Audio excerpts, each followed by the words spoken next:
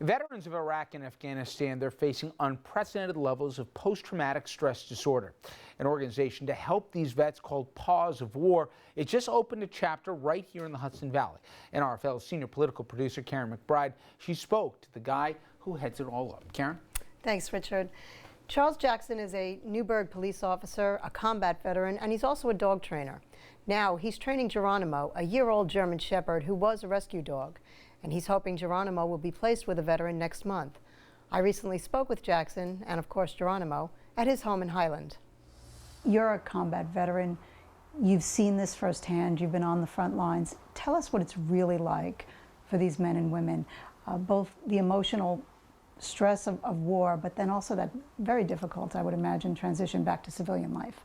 You know, one of the most difficult things is when you're in that environment, you know, it's completely foreign to you. No matter how many of your friends that you have with you, you are kind of always switched on. Even if you have some downtime to kind of relax, there's still that overlaying, you know, apprehension of what could possibly happen.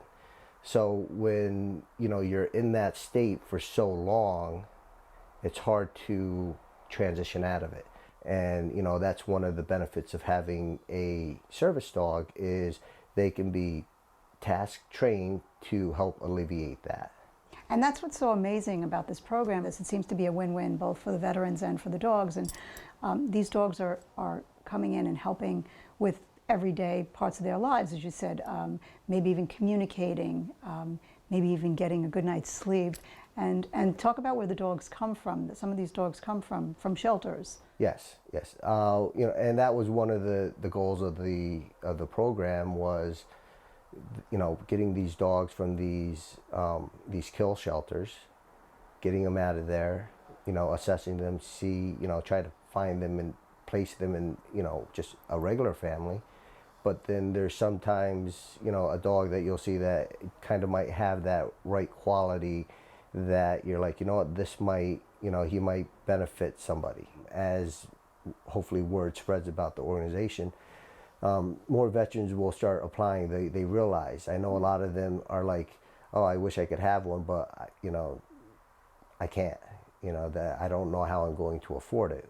Well, these dogs, we train them, we give it to them for free. There's no cost. There's no cost to the veteran whatsoever. Could you tell us about some of the veterans that might have benefited from this program, what you've seen? The last dog that we did, Miguel Torres, it was very nice actually. The Giants, New York Giants organization, in conjunction with Paws of War, and you know, they allowed us to do the handover during a Giants game. You know, right on the field. So, you know, one of the benefits that it had for Miguel was that, you know, he didn't really like people. You know, he didn't like to go grocery shopping. He didn't like to go out of his house. So when he got the dog, he felt more comfortable because he always knew he had somebody with him. And it kind of served a dual purpose. You know, the people don't focus on me so much. They focus on the dog. They always want to ask questions about the dog. And that gets me out in public, gets me used to being around people again. And it's a slow process, but, you know, it allowed him, even just, you know, Miguel knowing that he was going to get the dog, he was in a packed stadium full of, you know, screaming football fans. And, you know, he handled it great, but he knew, you know, it gave him a sense of purpose. And you were talking before about some of the benefits, some of the ways that the dogs help the veterans, and social skills seems to be a really important part of that. Absolutely. A lot of veterans that have PTSD, they kind of feel lost. They don't have, you know, they want to get better. They don't really know what's going on. They don't have that kind of lifeline, and you know, we hope that the dogs become that lifeline for them. Kind of, you know, get them out in public, you know, let them interact with people. So you could say the service dogs are really a vet's best friend. Yeah, absolutely. You know, one of the things we say, one of the mottos for the organization is you help both ends of the leash. This is all private donations. This is not from government funding, but would you hope someday that this program could be expanded and the government could get involved? Oh, absolutely. Right now, they do provide service dogs for other things if you are, unfortunately lose a limb or, but for post-traumatic stress, they're still going through the trials for that. So hopefully they can, they don't take too long and they can come to the realization that, yes, this is a benefit for the veteran, and it benefits everything. A lot of these veterans come home, they're married, have families, it affects their whole life and everything about it. The spouse, the kids, they kind of get their veteran back. And so we're hearing all about this amazing program and the things that you do, and now we get to meet your latest trainee, Geronimo. Yes, this is Geronimo. He is a year old, and so he's still pretty much a puppy, as you can see. He has very high energy. But the most important thing is he wants to please.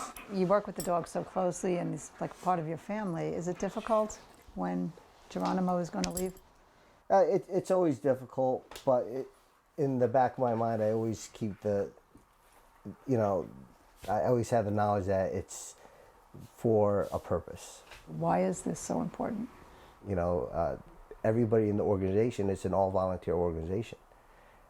Unfortunately, most of the programs like this are all volunteer.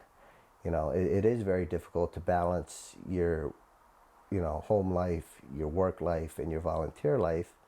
But I think if the cause is good enough, you find the time.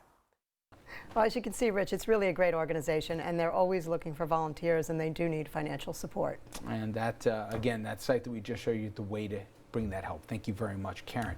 When we come back, everyone, we'll have your Hudson Valley headlines. Please stay with us.